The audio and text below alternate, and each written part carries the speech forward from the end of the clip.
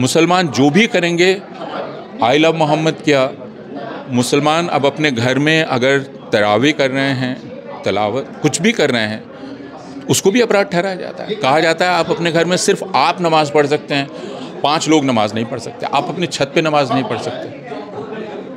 तो ये जो आई लव मोहम्मद है, इसको नई प्रथा करके इसको गैर कानूनी ठहराया जा रहा है। बाकी जगह कहा जाता है कि आप अपने घर में 5 लोगों को लेकर नमाज कैसे पढ़ सकते हैं।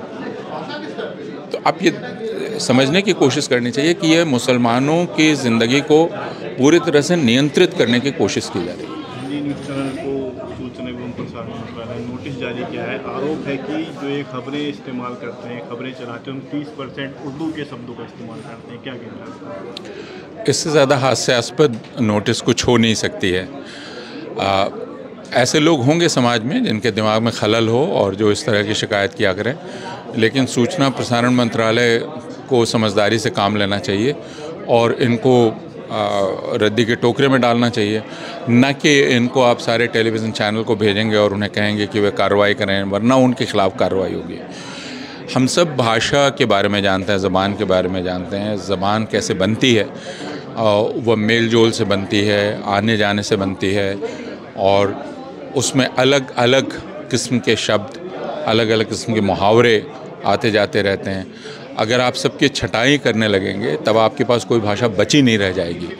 ये कहना बहुत ही मुश्किल है कि हिंदी है क्या, शुद्ध हिंदी क्या है, और सिर्फ़ उसमें से उर्दू शब्द निकालने पर ही इतना आग्रह क्यों है।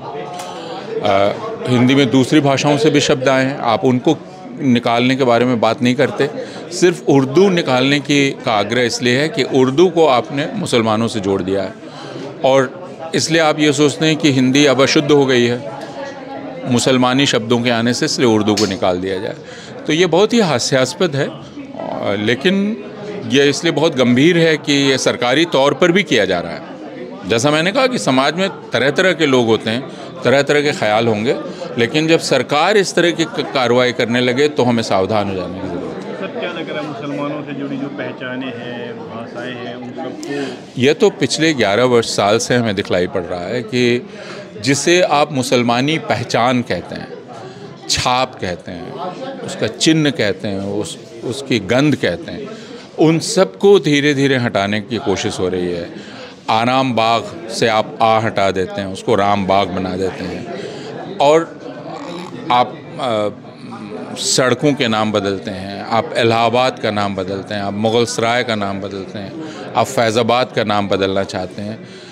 तो इसको एक प्रकार का सांस्कृतिक जनसंहार कहते हैं। ये पारिभाषिक शब्दावली है, इसे कल्चरल जेनोसाइड कहा जाता है। जब कल्चरल जेनोसाइड शुरू होता है तो वो वास्तविक जेनोसाइड की पूर्व पीठिका है, जिसमें जिनसे जुड़ी हुई पहचान को पहले आप मिटाते हैं, फिर उनको मिटाना चाहते हैं। और भारत में दोनों कार्रवाइयाँ साथ साथ चल रही हैं कि आपने कहा हम पहले यह जो बाहरी प्रभाव है उसको हम हटाएंगे, उसके बाद बाहरी लोगों को हटाएंगे। दोनों चीज़ें साथ चल रही हैं। कानपुर में आई लव मोहम्मद का होर्डिंग लगाने पर मुस्लिम युवकों के ऊपर FIR दर्ज हुई है, इस पर क्या कहना है? मैंने जो पढ़ा था वो ये कि उन्होंने कहा ये नई प्रथा शुरू हो गई है।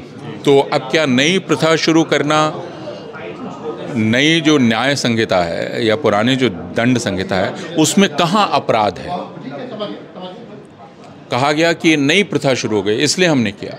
तो ये पहले बतलाना पड़ेगा कि नई प्रथा शुरू करना कहाँ अपराध है।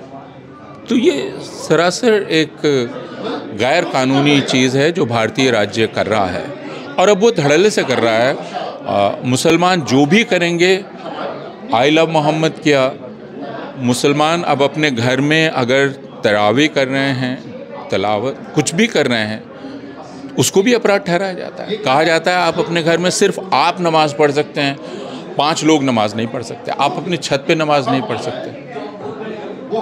तो ये जो आई लव मोहम्मद है, इसको नई प्रथा करके इसको गैर कानूनी ठहराया जा रहा है। बाकी जगह कहा जाता है कि आप अपने घर में 5 लोगों को लेकर नमाज कैसे पढ़ सकते हैं। तो आप ये समझने की कोशिश करनी चाहिए कि ये मुसलमानों की ज़िंदगी को पूरी तरह से नियंत्रित करने की कोशिश की जा रही है। क्या मकसद है सर इसका, मतलब सरकार इसका क्या मकसद सिर्फ एक है, जो राष्ट्रीय स्वयंसेवक संघ का घोषित उद्देश्य है, जो विनायक दामोदर सावरकर का है।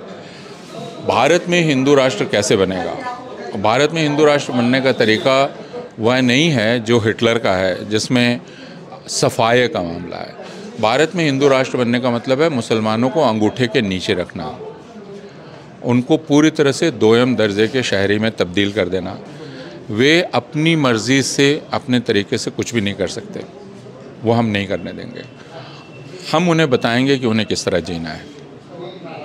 तो यानी यह जो पूरा मॉडल है, यह मॉडल, इसे हम कहते हैं, ये डोमिनेशन पर आधारित मॉडल है, जिसमें मुसलमान पूरी तरह से एक डोमिनेटेड कौम रहेगी।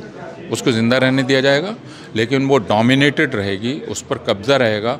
हम उसके किसी भी जीवन की किसी भी गतिविधि को कभी भी नियंत्रित कर सकेंगे।